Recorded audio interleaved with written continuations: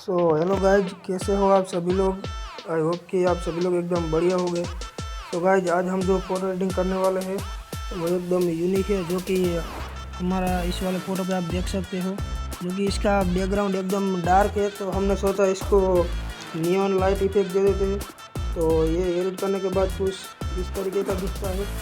तो हम जल्दी से इसकी मेकिंग को स्टार्ट करते हैं और जल्दी से हम पिक्चर एप्लीकेशन को ओपन